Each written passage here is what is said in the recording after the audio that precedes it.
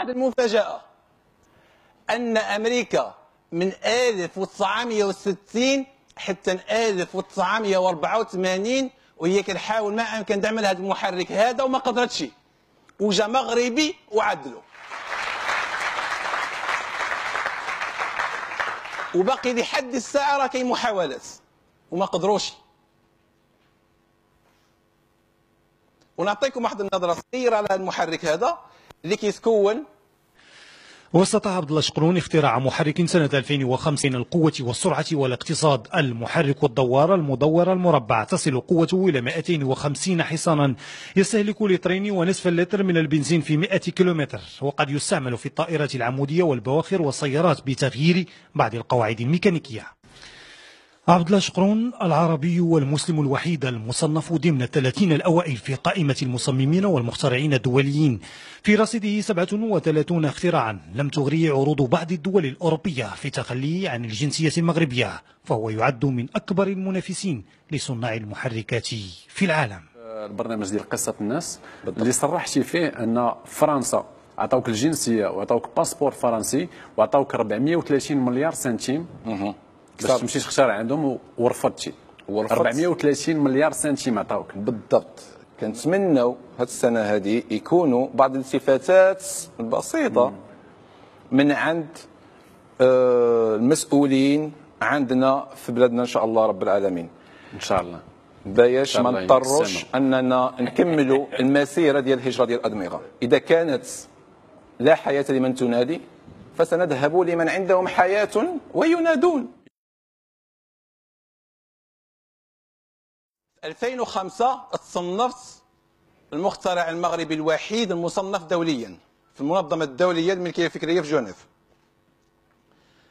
من بعد 2005 2006 كانوا هناك عروض من مؤسسة الخوارزمي أو أكاديمية الخوارزمي الدولية للمهندسين في طهران.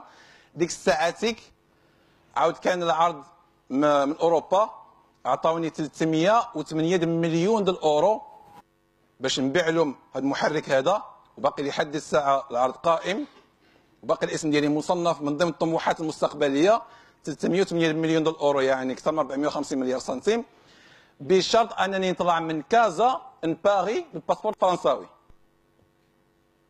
انا ما بغيتش، لانني اول ما تم العرض عليا فكرت حاجه واحده، ان هذا الموتور هذا اول كيخدم للطائرات العموديه الهليكوبتر نوع صغير ومتوسط، واول استخدام عندهم غادي يكون في المجال العسكري.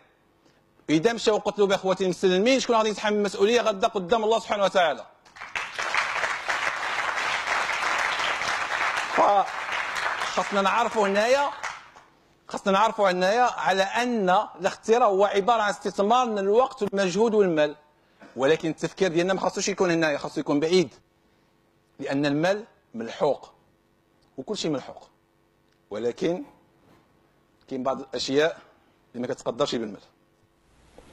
ولكني وجدت صعوبات كبيرة جدا على الصعيد الوطني من حيث التسويق، من حيث التمويل، لأننا كما نعرف جميعا أن الاختراع هو عبارة عن استثمار الوقت والمجهود والمال.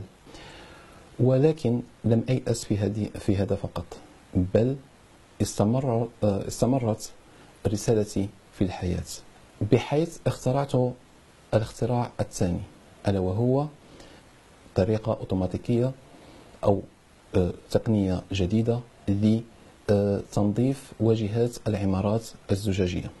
لقد صنفت ولله الحمد سنة 2012 المغربي الوحيد والعربي الوحيد والمسلم الوحيد في لائحة المصممين الدوليين الذين يفكرون في تكنولوجيات 2025.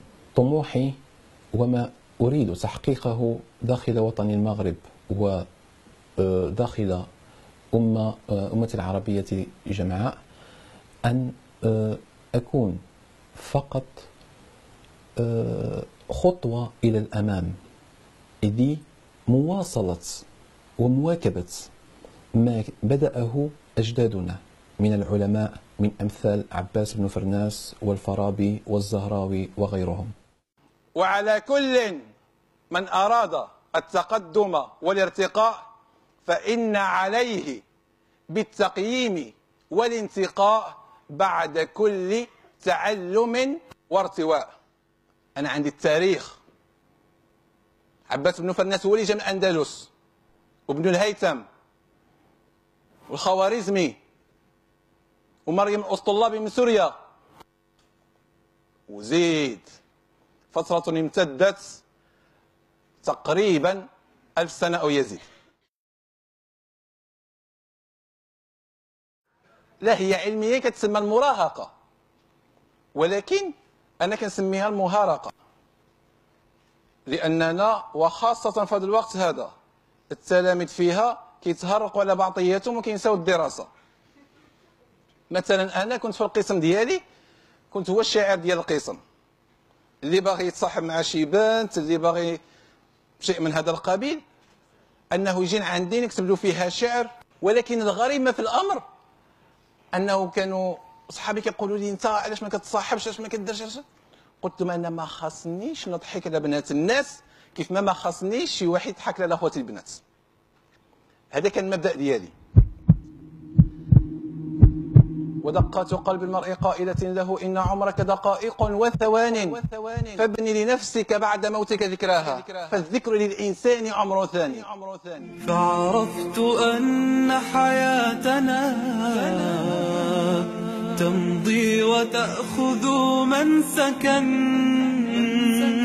نمضي كحلم وتمضي الحياة، فيا رب نمضي بدرب النجاة، سيسدل يوما علينا الستار، بمسرح دنيا قضي الاختبار.